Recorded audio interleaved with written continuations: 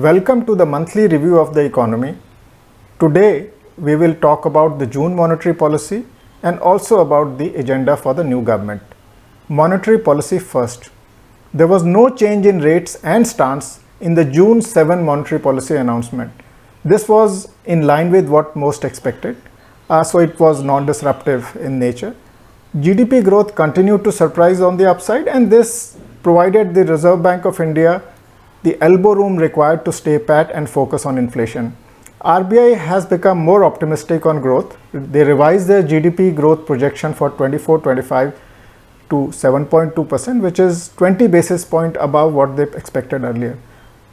We now expect the Reserve Bank to start cutting rates in October at the earliest, and have also lowered our expectation to 2 rate cuts this fiscal versus 3 expected earlier.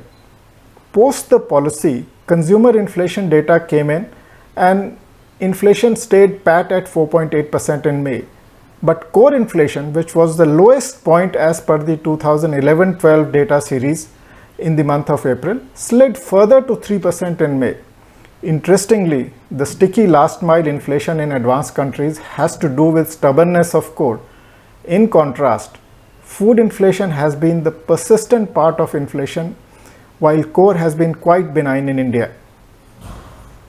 On the new government, after election results, the budget for the current fiscal is now the next awaited policy move. With majority of the portfolio retained, the new union cabinet points towards continuity in policy. The government is expected to ramp up focus on infrastructure built out, sustainable growth, and job creation. The spending needs of the government may therefore rise vis-a-vis the interim budget. But since the interim budget, some of the fiscal realities have become more favorable due to the faster growth and also the surprise 2.1 lakh crore dividend transfer from the RBI.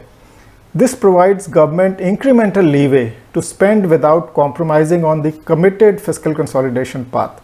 Food subsidy for 800 million people will continue for the next 5 years. Income transfer for the farmers is continuing. Government has already promised 30 million houses for rural and urban poor. So the spending mix of the government may change a bit, but without jeopardizing the fiscal consolidation path. Thank you very much for listening in. See you next month.